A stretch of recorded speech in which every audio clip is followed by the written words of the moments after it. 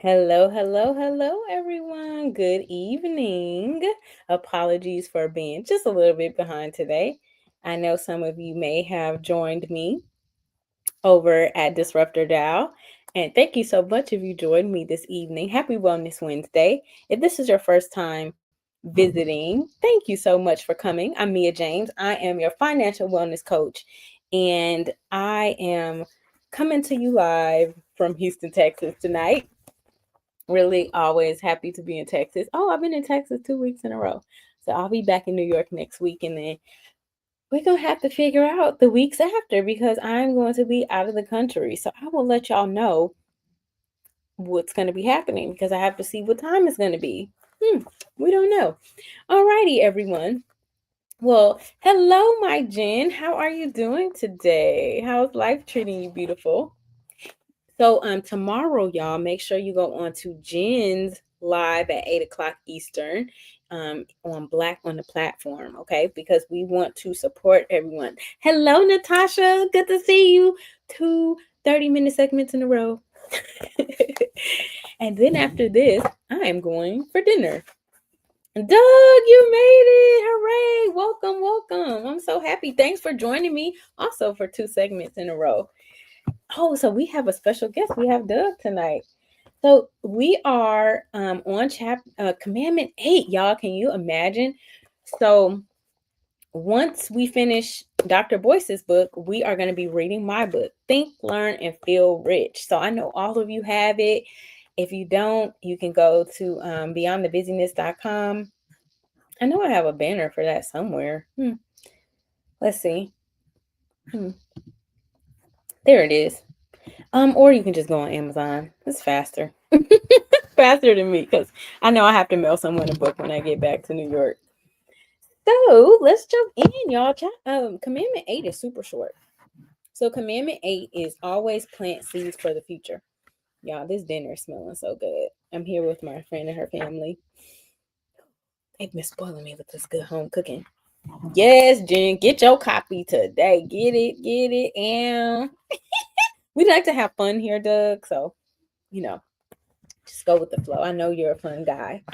All right. So let's start on page 164. So just to give you a synopsis of 163, Dr. Boyce was talking to his friends at University of Kentucky, and essentially it was this girl he had a crush on. They were talking, and he was like, basically, what are you going to do after we graduate? And so she was like, he was like, I'm going to get my PhD. She was like, I don't have time for that. I need to go make some money. And he was like, well, this is what she said. This is what she said. I'm going to read it. The paraphrasing is not working. It says, this is page 164. She said, I like money too much to go to graduate school. And then he replied, I like money too much not to go to graduate school. I could see Dr. Boyce saying this. Like I had a whole visual in my head. Anyway, like, have you ever had Dr. Boyce in your head? Deborah, I missed you. What's up, girl? Y'all, Deborah is just the queen. Y'all have got to see her. She's just gorgeous. Okay, so basically, this is what I love. So Dr. Boyce says she and I have the exact same goal to earn enough money, but we also had diametrically opposed perspectives. So, you know what I realized lately? Thank God for y'all because I hang out with y'all pretty much multiple times a week. I realized I was in circles with people who have diametrically opposed perspectives. Anybody else? Can I get a witness out there? Anybody else like been in circles where, we're elevating ourselves. We're listening to Dr. Boyce every day. We are trading, getting all types of assets, doing this, doing that. And then you try to talk to some people that that you may have known, beautiful people, you love them, but they're just like, I don't want to hear about that stuff. Anybody besides me? Like, it's like, but I thought you wanted to be, better off. But definitely different mindset. And when he talks about this, he says this is the nature of delayed gratification. Thank you, Natasha. I'm glad I'm not alone. I was like, because I started to realize, I love my friends dearly. Like I am I love hard, okay? And then I noticed like some friends are like, we keep having the same conversations, like struggle, struggle, struggle. And I'm like, I don't struggle. Like I don't do that. That's not for me. So, and it's not that people don't struggle, but you know, um, it's just I don't want that to be the topic of the conversation. Like, what are we doing to get out of that struggle? That is what I want my conversation to be about. So, you know, I love when he talks about this delayed gratification because that's something that I had to learn the hard way.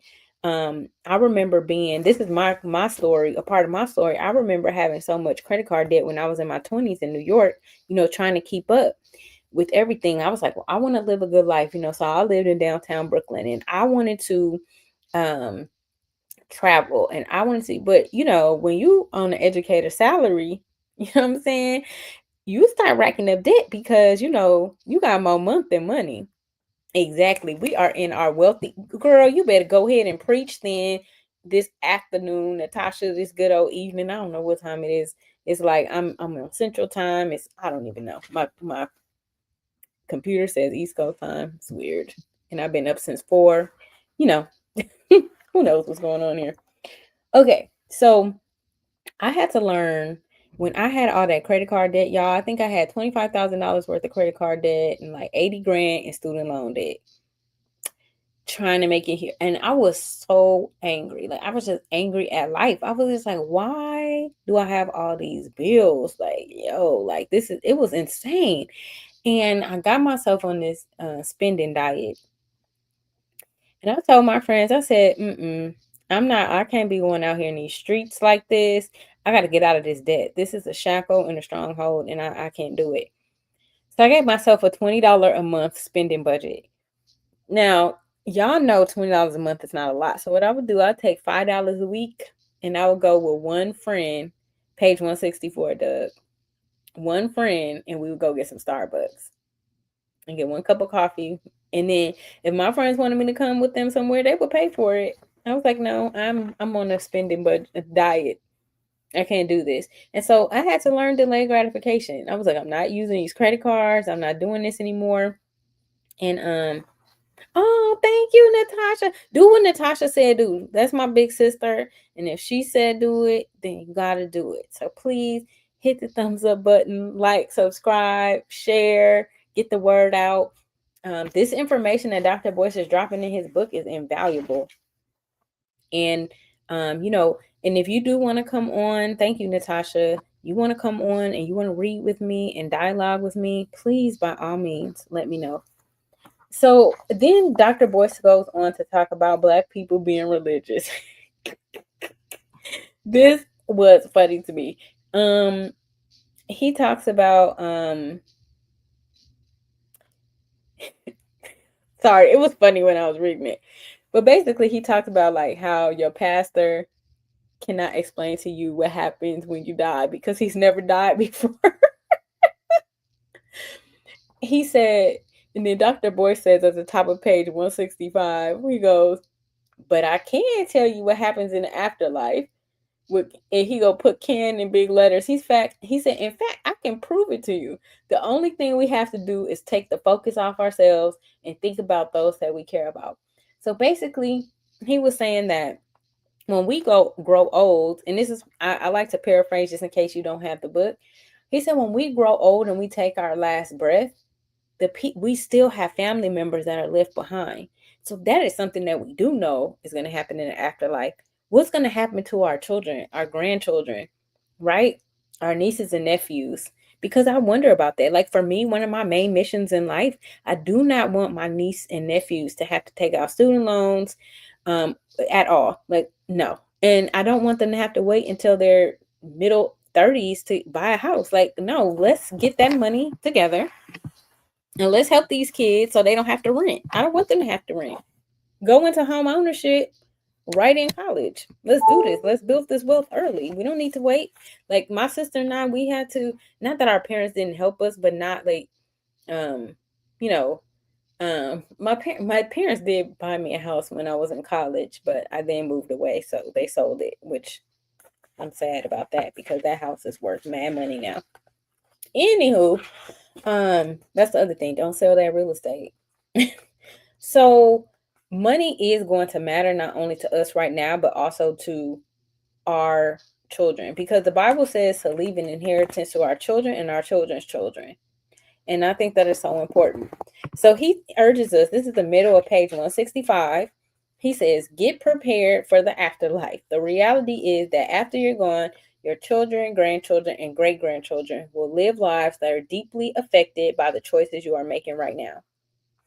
So, what are some choices? I'm just curious in the chat. Y'all quiet today. What are some things that you guys are doing to, what choices are you making to make sure the next generation is good? Just let me know in the chat. And then he says, I encourage you, this is the bottom of 165. I encourage you to think about your death in a selfless way. Ask yourself, whose life is going to be better because I was here? Right? Like, I'm so thankful, for my FFS sisters, for example. Like, y'all have definitely brought so much sunshine to my life. Like, you don't even understand. Oh, I love it, Natasha. Yes, beautiful. Commodities. A lot of people don't even know what that means. Like, how there's a breath of fresh air to be able to have a conversation about a commodity with a sister. Because most of the time you can't have any conversations. Ooh, look at my buddy Doug. Look at my buddy Doug. Go, Doug. Doug says investing, home ownership, and insurance. Very good, Doug. We on the same page. And so that's what I do too. Yes, Jen. Thank you, Jen. So Jen with one N. That's what I have to remember, Jen. Jen with one N. So, I'm in Texas. So when I'm in Texas, I'm happy. Like, my husband is always like, you're so happy. Look at you. I was like, yes, sunshine. I got my car. I can drive places for 20 minutes or less. It's fantastic. And you'll understand if you live in a high traffic place. Okay, so here's some deep questions that I really love. Bottom of page 165. Whose life is going to be better because I was here? Drop their name in the chat. Who are you dedicating your wealth and assets to? Drop their name in the chat. It's like, I was about to say something silly. No, I'm not going to say it. Anyway, Moo. wait. Yeah, that's exactly. I'm pouring one out for Moo, Jen. Listen, okay, I'm trying to be like Jen and Miss Leilani too, girl. Oh, I love it, Doug. Praise God. That's beautiful. Okay, so Jen, who you doing it for? Jen wrote mine down. I'm doing it. I'm doing it for Moo. It's an inside joke. Also, will your work give your loved ones a competitive advantage of any kind? Oh, I love it. Yay. This is beautiful. I want to give them their flowers while they're alive. Like, I'm here with my friend, and hopefully there we go. I'm staying with my friend. I was like, you know what? Every lady deserves fresh flowers. So I went and I got her some flowers in a beautiful vase, because that is how I want my friends to feel. I want them to get their flowers while they're alive. I don't want you to. Yeah, hey, y'all. I'm so glad you are here. We are welcome to the fold. We are discussing the 10 Commandments of Black Economic Power by Dr. Boyce Watkins. Don't worry about having the book. I'm going to paraphrase for you. Okay. So you are all good. Welcome into the family. So, and I want y'all to tell me in the chat, will your work give your loved ones a competitive advantage of any kind? What kind of competitive advantage are you going to give your loved ones? So, Jen, what competitive advantage will you give the girls? I love you, Deborah. Oh, yay. So, Jen is doing it for her babies and her husband. We love you too, Deborah. So, for me, well, my loved ones, like I said, I do not want my nieces and nephews to have to pay student loans and rent if I can help it. I want them to have ownership and, scholarships. That's right, Doug. Monetary. Anybody else? So we're going to wrap up here because actually chapter 8 is short. So we're going to, Commandment 8, page 166. It says, here are some specific steps you can take. The first step is consistent long-term investments. I cannot emphasize enough. I know I don't have to tell this group because y'all are on it, but pass this along, like telephone, like, hey,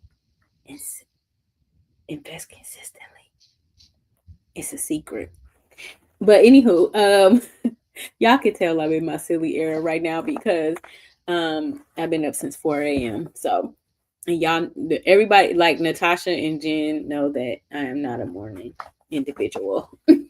So, yeah, exactly, Natasha. Yes, it is funny because Lord knows. Thank you, Yogisha. You hit the nail on the head. That's exactly right. Yes, hey, Doria. Welcome back. Good to see you. I hope the school year is going great. Yes, dollar cost averaging, right? So I like with my crypto, I just have to do, $5 a week into different coins, right? Just something small, right? Because I'm focused on getting prepared for options right now. Long-term investment, consistent long-term investment. And another, I'm not giving anybody investment advice. Just like Natasha says, I'm not a a broker, and I don't play one on TV. I love when Natasha says that. I just want to let you know that you may want to consider using different investments for different things, right? So, my options and my long-term investing, I keep those separate. So, well, thank you, Jen. Yeah, exactly, Natasha. See, you understand me. See, some people left because they were like, I don't know about this girl. She's so, but I like to have fun because I believe finance is fun. And it doesn't have to be like this boring thing. Like we have a good time when we do our study groups. The next thing that we want to focus on is ownership of real estate. And, real estate increases in value. And I always tell people, if you can hold it, rent it out, do what you got to do, but try not to sell real estate because nothing, nothing is, no additional land is created. That's what I want to say. So hold on to your real estate. That's a great question, Dorio. So just to clarify the terms, insurance is not an investment, right? Because if you read the fine print on your insurance, and I have my insurance license, so insurance is not an investment, but it is a way you can invest in yourself and also set your family up for generational long-term wealth. So great question, because think about it. Say you have $1 million policy, right? You pass away, your beneficiaries now get this $1 million. Now, if you want to add something onto that, which is the next bullet point, have an estate plan. With that money, you can actually have your estate be the beneficiary of the life insurance policy, and the estate can allocate the money out to your beneficiaries in a way in which you want it to go. And that way, the estate always stays funded. Like all the money is just not blown. Like let's say if somebody is not good with money, they don't just get this $1 million inheritance. So it is a way to invest in yourself, and invest in the long-term wealth of multi-generations. Because another thing is, they get that money tax-free, right? You don't have to worry about paying taxes. So that's a beautiful benefit of insurance. You can also take out withdrawals tax-free. You can take loans from certain types of insurance. I can go on and on. I love talking about insurance. I literally did an insurance presentation this morning at 7 a.m. So I love talking about it. So yes, if you have more questions, definitely reach out.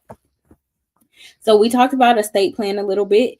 An estate plan consists of a full estate plan consists of a will, trust, and ancillary documents. So what are ancillary documents? That is your power of attorney, medical directive, HIPAA release form. So, if you are incapacitated, you can have someone that can access your records. And if you have minor children, that includes guardianship papers. So you want a full guardianship package. Estate plan package. And then the last bullet point that Dr. Boyce talks about, we're on page 166, wrapping up here, is to teach basic wealth principles to your kids. So I know Dorielle is doing that with her students. Oh, yes, Yogisha, I will put that for you in the chat. It is ancillary.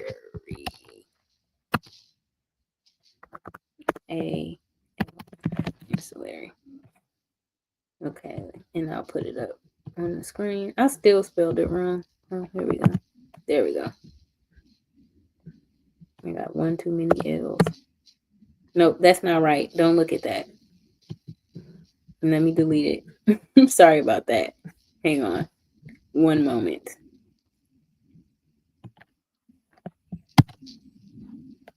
Yes, that is how you spell it. It's Ancillary. That's what I thought, but it kept saying that it was wrong.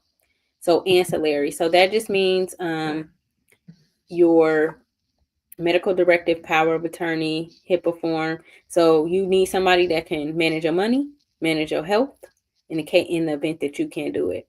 My pleasure.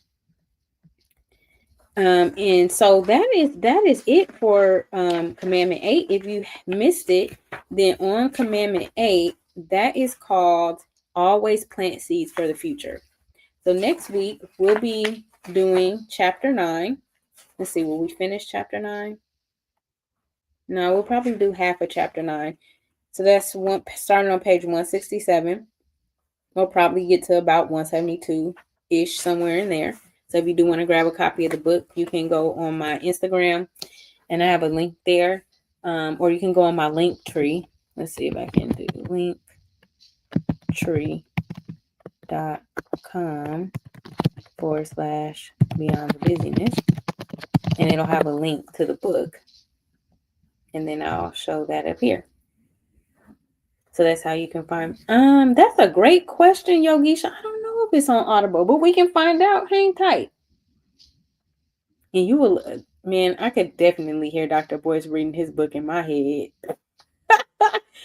I love when claymation Dr. Boyce comes out. So Yogisha, I don't know if you listen to Dr. Boyce Watkins, but he does economic consciousness training every day. And he is hilarious. He has a claymation of himself. Oh yeah, it is on Audible. Oh, thank you, Natasha. I knew Natasha would know. See, I'm still old fashioned, so I have some regular books, and I'm on a trip, and I still brought 2 regular books, and of course I have a million Audible books in here and Kindle books. So excellent. Oh, wonderful. This is great. All right, y'all. So any other questions, or does anyone want to read? Come on and read with me next week. And you basically, what that means is that you're going to be my partner. So we're both going to be on screen, and I'm going to ask you some questions about the book and what your thoughts are on the information we read. So if anyone wants to be a reader next week, let me know. Yes, my pleasure, Miss Yogisha. I'm so glad you could make it over. Welcome. We meet every Wednesday right after Disruptor Dow.